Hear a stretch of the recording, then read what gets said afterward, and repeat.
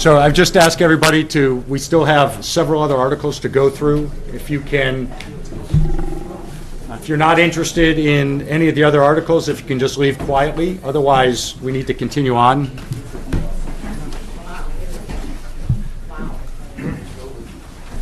Bill, Article 17. Citizens petition requiring the town to public... Bless you. Hey, everybody, please, please. Article 17 is asked to require the town to publicly bid the development rights of 6668 Boston Road in accordance with MGL 184, Chapter 30B, Section 16. Mr. Taffel, the floor is yours. Yeah, I actually want to simplify a little bit what this is saying. And to begin with, this is not Hold on one second. Please, everybody, please. This article is not about the current owner, the current proposals, anything like that. This article is basically saying that what the town currently owns, the APRs and the developments and so on that property, are worth some money. We don't exactly know right now how much money they're worth because everybody has an opinion, but we haven't had any kind of professional appraisal. But if we take those restrictions off of the property in any form, it's going to change the value of the property, which we don't own, and so that value accrues to whoever does own it. And the purpose of this article is to essentially to say that if we do that, we should follow a process to make sure that the town gets compensated for that increase in the value of the property, which results from changing our restrictions on it, or releasing them, or whatever you choose, however you choose to define it. And in order to do that, it basically relies on two laws, one of which is Mass General Law 184, which pertains to the APRs and calls them actually interests in land that have value, and it says that the disposition or acquisition can be handled in the same way that other real estate transactions are handled, which is described in Law 30B, and it's a process that includes an appraisal, bids, open competitive assessment, and publication of the result and publication of any decision to accept less than the appraised value. But it's a well-defined process. It's used for many transactions in towns in general. And I think it's the best route, really, for making sure that the town actually gets its money's worth. We did pay $525,000 20 years ago to put these in place. Plainly, they have some value now. Depending on whom you ask, you get a different assessment of that. Well, I think if we followed this procedure in the law, we got an appraisal, and then we would actually know what we were talking about. So really, all this proposal is saying is, it's not saying whether we should make changes, whether it's legal, what the process would be, any of that stuff. It's if we want to do that, we should follow this procedure for doing the transaction and make sure that we get paid what we deserve. So let's follow the same process that we did before. Let's go with questions before we have commentary. Yeah. I actually have a question for Greg. If we don't approve this article, and down the road, for whatever reason, whatever board after us decides to, it wants to sell the, the development, to sell the APR interest in the land, would we still have to go through the process that you outlined here in terms of bidding, going out to bid in order to sell those interests, even if we didn't have this article, even if we didn't pass this article? Yes. So if the transaction is determined to be a disposition of the town's interest in the land, then it is subject to Chapter 184 and Chapter 30B. This isn't abundantly clear how that 30B Right. process works in the context of this type of interest, but if it's an interest, then you've got to comply with the general laws for disposing of that interest. So we would have to do that regardless of whether Article 17 passes or not? That's correct. Okay, thank you. Other questions from... Can I speak to that one for a moment? Sure. That applies also, or people could say that applies to the laws which we thought applied to the APRs in general. there's a lot of debate about whether they really apply. And once you get into the legal arena, you might say all bets are off. And so the intent of this one is to say independent, and no offense to anybody, but independent of what I believe to be in the law. This is a sort of a simple statement of what we should do, that whether or not somebody determines that this word in the law means something that we didn't think it meant, you still follow this process. So It may seem redundant. well, so that's my question. So that's my only question really is this redundant to where this thing would end up anyway?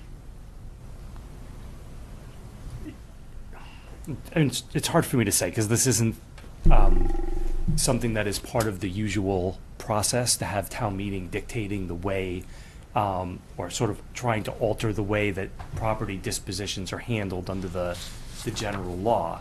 I mean, it looks like it would be trying to expand the applicability of the public bidding statutes, where it says that sell, give away, transfer by any means, release, amend, modify any of the three. I think that goes beyond what the general laws would require in terms of bidding. It also is not abundantly clear to me in what way the town could be compelled to do any of those things. Can I comment on the compel? I'm going to meet with you tomorrow to talk about wording. Right? Compel is not is not a key word. So I don't think we need to get stuck on it. I guess just, so the way that this would work is, if it was contemplated in the motion before, we were just talking about, just as an example, if there was some modification that allowed a very specific use on the property, you're saying that right of use should go to a competitive bidding process. Yeah, well, what I'm saying is that if that change, it wouldn't need to go to bidding if there were no impact on the value. If that change increased the value of the property, underlying property, if it had some worth that we were giving up, Right. then that should be first appraised, so we know what we're giving up. Yeah. And then it should go through some process of soliciting offers for that, and then there would be some evaluation of those offers. And as there was with the town farm, if the offers didn't meet the expectations or the desires of the town, they wouldn't have to be accepted. Okay, and you'd imagine there would be bidders for it besides the person who actually owned the land? There could be. There could be. I can't guarantee that there would be, but I could see a situation where there could be. Take an example. Let's say there was somebody who thought it would be a good idea to put a restaurant on there and happened to have deep pockets. Wanted to buy that right for himself and starve out the current owner. Willing? No. That isn't me. But, anything could happen, as we well know. So. Go ahead, Greg. Yeah, go ahead. So when you have an APR, right, the interest that the town has is the ability to restrict the use to certain specified activities. The APR would not give you the authority to allow someone else to use property owned by a third party. So you couldn't say, okay, well, current owner, you want to amend the APR to allow you to do a restaurant, but we're going to put this out to bid, and if John Smith bids more than you, we're going to let him put a restaurant on land that you still own. It couldn't work that way. Oh, Yeah, it was, you couldn't put the restaurant on as long as you didn't own it. hold on, Bill. Sorry. I think this comes back to the amend or release, because if we're strictly amending, then I think I'm starting to get my head around the idea of amending, even if I'm not comfortable with it or don't agree that that is an amendment. I'm starting to understand the legal aspect of that. But on the other hand, if it's a release and we are releasing the development rights, or I don't know all the words you just said, that our right of first refusal and our right to restrict what happens, is that equal to saying we own the development rights? I think so. Development rights isn't the phraseology that's Okay. used. But yeah, if you were to say, we no longer want this APR, we no longer want to have any control over what happens there, we're going to release our interest, then in my opinion, that is something that is subject to Chapter 30B and the RFP process. And that's a little bit different because now what you're saying is we hold a restriction. We want to give our restriction to someone else. The property owner still owns the property. He still gets to use it subject to that restriction. But it's still that. It's still a restriction versus a permission to say, third party, you go ahead and do something else on his land. Right. I'm seeing, if I understand Bill's intention here, if we, as a town, decide that we no longer want to hold that restriction and we're ready to dispose of it, that we don't, perhaps Mr. Masaladin would like to purchase that restriction, so he's free to do whatever he likes, but perhaps the Audubon Society would fundraise money and they would want to see that land preserved. So we could put it out to bid and perhaps we get the current landowner, we also get some other land preservation groups that would pay us for that. That's right. But I guess the difference, though, is that in that scenario, that's already required under the general Okay. laws. It's only this other scenario where we're only talking about an amendment. So the language that Mr. Taffel has proposed Yeah. that if we're compelled to release or amend or modify, he's asking if we, not just a release, which would then trigger this, but broadening that to even if we amend it or modify it in any way, then we should go out to bid. That's correct. That's the way I read it. And just to make sure the sequencing is clear, so this would be, presumably the town would have voted that they in fact wanted this to happen. So we'd be holding the will of the town, wanting to do this. And then subsequent to that, as part of the negotiation, Bill's amendment or article here would say, part of the process, even if all that we're doing is amending, with the positive town vote, we would have to actually go through this bidding process. So it would be an extra process that would only apply.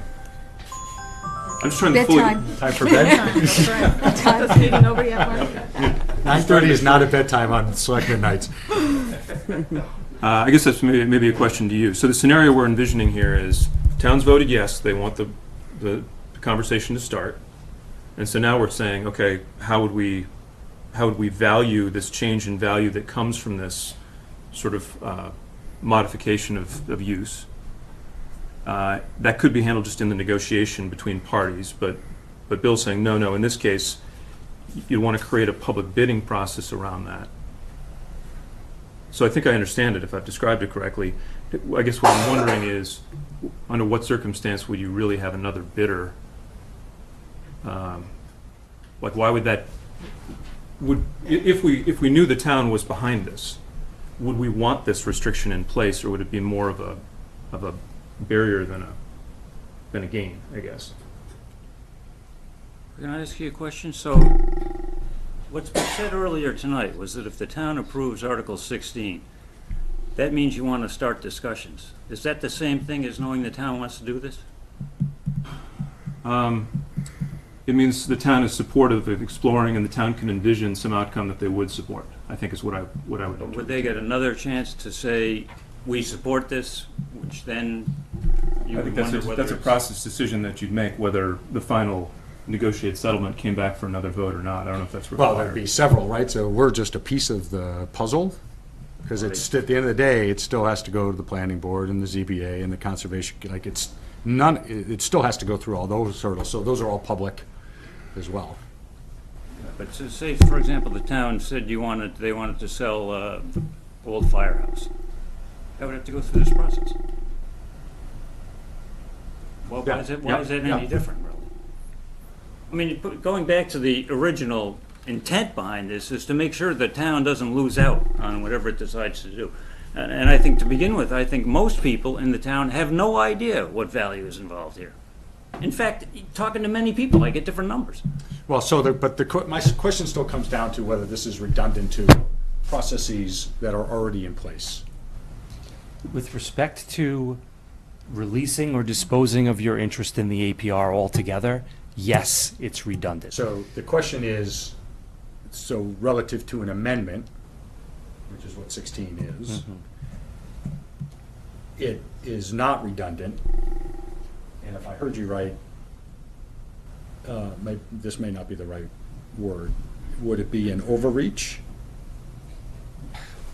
Yeah, so I guess there would be two questions. The first is it within the authority of town meeting Right.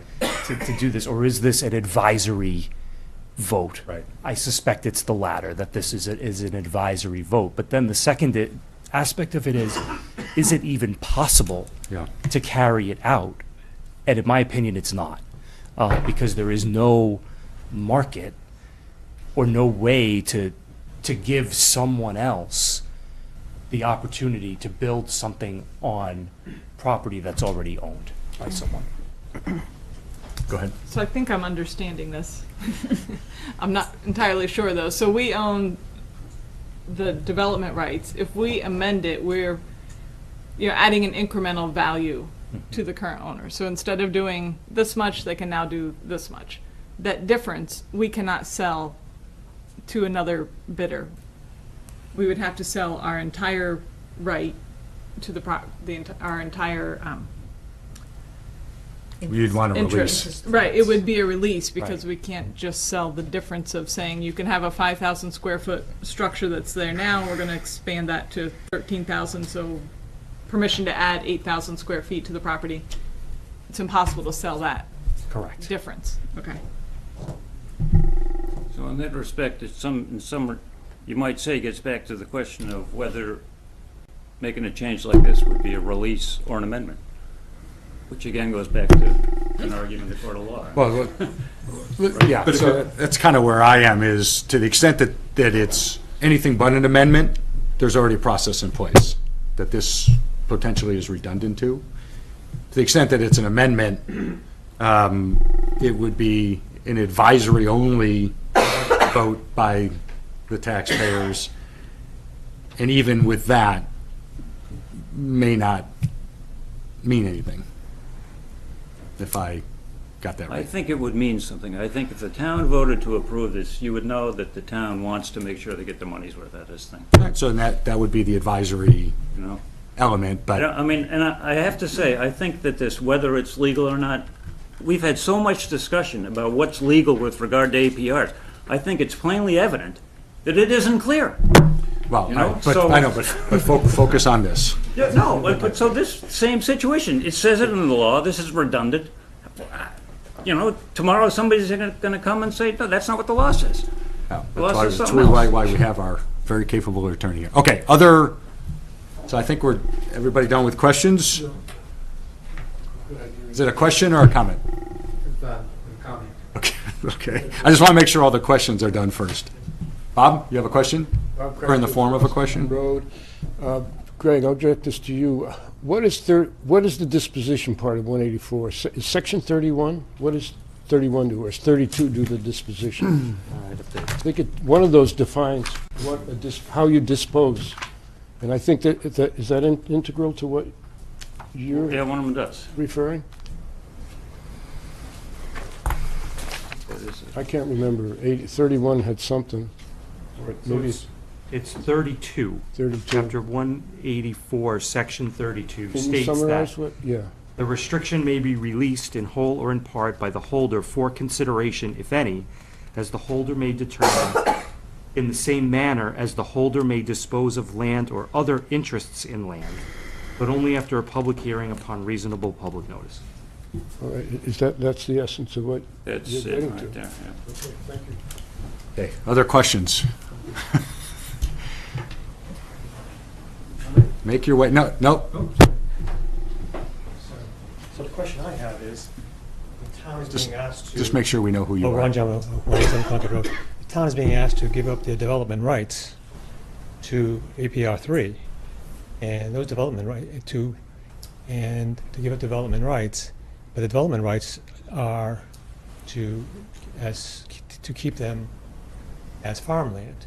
So we're going to change it from farmland to commercial. our development rights are worth a heck of a lot more money. Now, has that been proposed has that been discussed by the Board of Selectmen with the developer of what those development rights are as commercial property, those 3 acres as commercial property? Or we just, you know? Go ahead, go ahead. See, we're starting to introduce this new term, development rights. The town does not have any development rights in this property. The town cannot do anything with this property. What the town holds is a restriction, which means it has the authority to limit what the current owner can do. I think that's different than saying that you hold a development right that you're releasing. The way I picture that is, you have the right to build something, and now you're saying, we don't want to build it anymore, we want to let someone else build it. An APR is very different than that. An APR basically says, you're the owner of the property, you get to use it, but there are certain things you can use it for and certain things you can't.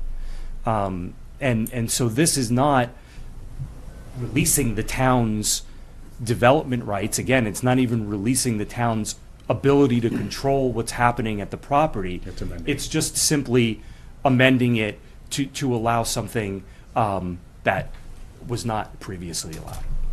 So, but, Comment on that, Tom? Hold on. so, if it's approved to be changed from farming to commercial, isn't that a request that has some worth, the town holds, whatever you just call it, that? Well, Right. I don't think changing, correct me if I'm wrong, I don't think amending an APR to allow a particular use changes its use from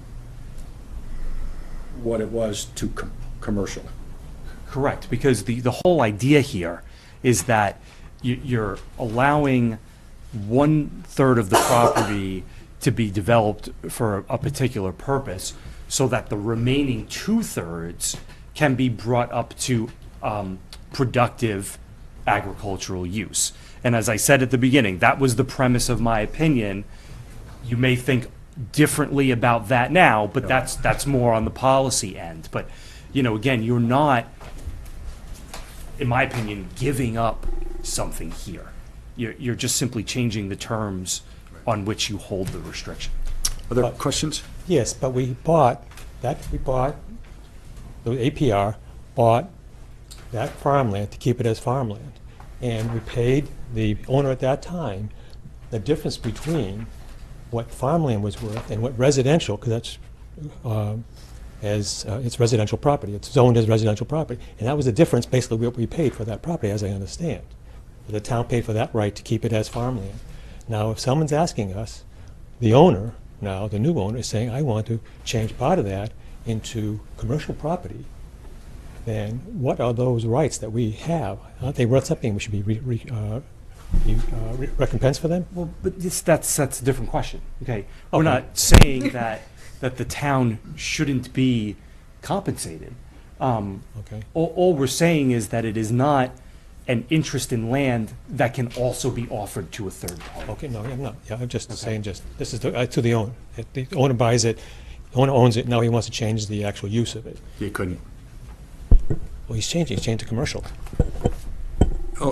He wants to amend the APR, and I think it has always been part of the discussion that if the amendment was allowed, the town would be compensated for that. Right. Okay, and so we have to go to zoning, Gotta go the to zoning board, planning and the zoning board. ZBA. Well, and that's First it has to be completely different. And, negotiated with and us. they have, and Right. would that be an issue that would be brought up, or what's the value, the change in value of the property? Well, that would be with us as part of the negotiation. Negotiation. Okay, thank you. Other questions or comments? I think we're past the Sorry, question. I do have a comment. I'd like to read the wording of the original vote from, I'm sorry, but, we might as well bring up what people voted on. What are you speaking of exactly? When he's talking about the development rights, he just commented that we don't own the development Okay. rights. I'd like to read the vote from the October 21st, 1996 town meeting. Moderator introduced Elizabeth Michaud as spokesperson for the Drew Farms Committee, which I, by the way, was on, to explain the agreement which was negotiated and is now being presented for a vote.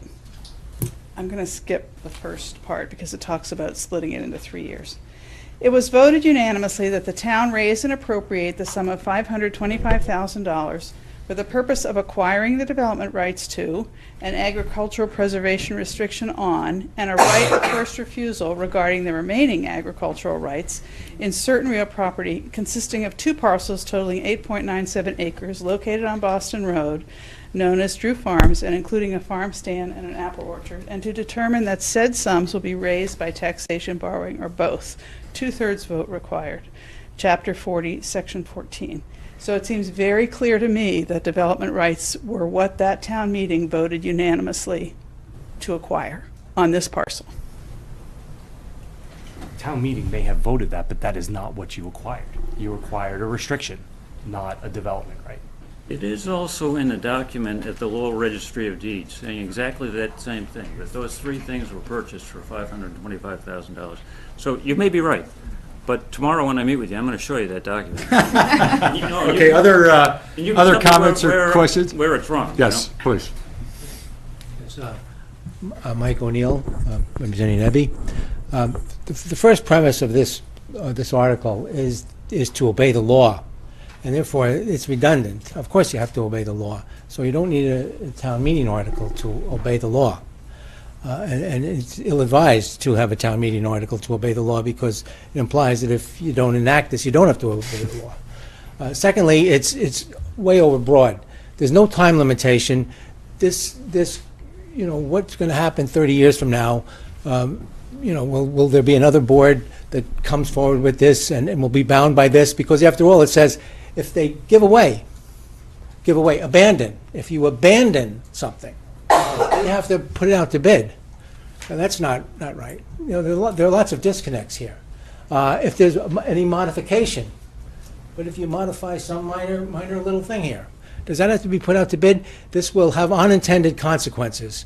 At bottom, the intent is that everybody has to obey the law, which is a given, and therefore it's not necessary and it shouldn't be enacted. It'll cause more harm than good. It'll confuse things. Thank you. Debbie? Debbie Sullivan again. Can I remind all the town of Westford people that past 40, 50 years, how much revenue has come from that farm and how much revenue it's going to come for the next 40, 50, 60, 70 years from that restaurant and the farm? Thank you. So, as it relates to this article, any other comments? Question, yeah. Maybe it's already been broached. Let's say Abbey decides to buy the development rights, or whatever we're calling this stuff. How does that impact what's going on here? And can he do that? Could he, if the town decides to get rid of it, could he be one of the bidders? And then he owns the property, and he can do whatever he wants with it, correct or not? Of course he could. Anybody could. So... Under the restrictions of the amendment. So, the bidders, I mean, would... Okay, never mind. Right, so it's still under the, whatever that APR is defined as at that point in time, right? That's all anybody's going to bid for, unless they want to come back and do this process again with us, or whoever. Okay, do we have a motion of any sort?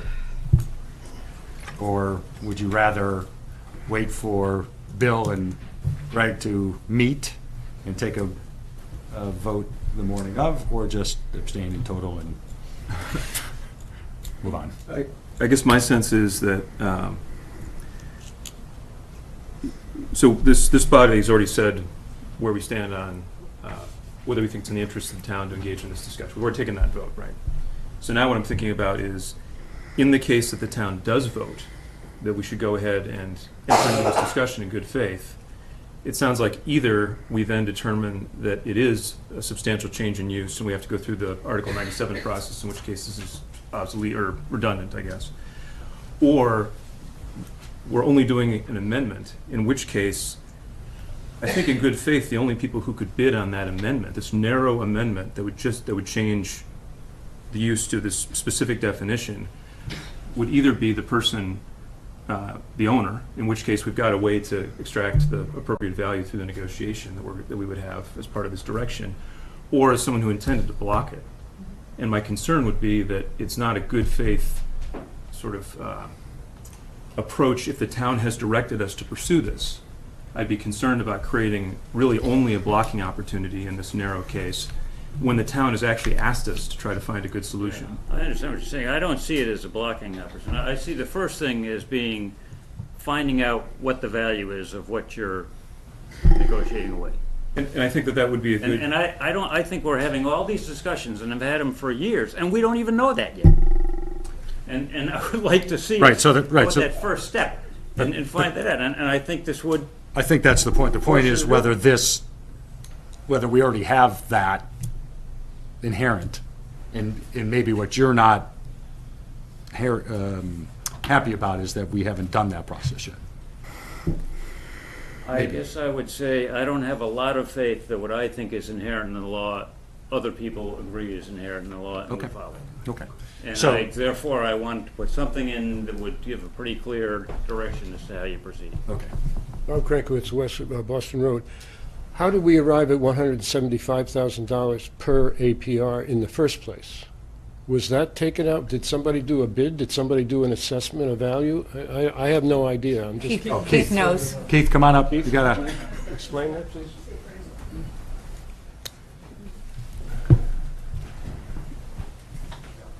And then if there's nothing else after this, I'm gonna ask us to either vote or not. Move on. Yes. Keith Boney, 31 Tadmuck Road. The way that the value was come about was that the town sent out the water department with a backhoe, and the land was perked. It was determined how many house lots could be put on the land given the perking, and then the value was assigned to each house lot, $525. How many house lots? Doesn't make any difference. Yeah, it does. No, it doesn't. So we can put a hotel on it. Okay. Okay. All right, thank you. So that's the answer to the question. Couldn't we do that again? If it came up, then we had to figure out what the value of it Well, was? So I guess that's the point. The point is the relevance of this particular article relative to something that we would likely do anyway. But, Yeah, but let me just add one final point, and then I'll be quiet. The first time this came to town meeting, the offer for compensation to the town was $50,000. That doesn't show a lot of homework having been done to figure out what it's worth. right, that wasn't from our end, that was the offer from the Right. petitioner. But that was the agreement that the selectmen signed that went to the town meeting. So I was leading up to why I don't think it would be a good idea to recommend this to the town. I totally understand Bill's point, and I think any good practice should and would include doing the kind of financial analysis that you're talking about.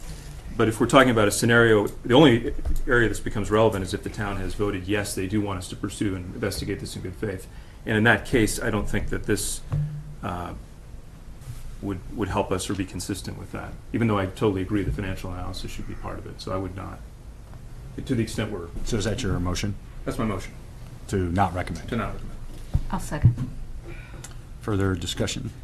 Scott? I just think what Greg has said basically is that it is either redundant or unworkable, and neither one's a good thing for recommending the town meeting, so I agree. Okay. I would agree. I agree with your intention here, Bill, and if there's something, a change after you talk to Mr. Corbo tomorrow, if something comes forward to town meeting that's more clear, that is workable, that achieves your intention without creating confusion at the same time, then I would want to support that at town meeting. Yeah. And as you and I discussed over a couple of coffees, I completely agree with what the intention is, but I would agree with my peers here. So, all in favor of not recommending? Aye. Opposed? Well, I think it's gratifying to hear that you agree with my intention. And we do. And I'll meet you, Greg. Okay. All right. Article 18, establish a policy to limit the use of artificial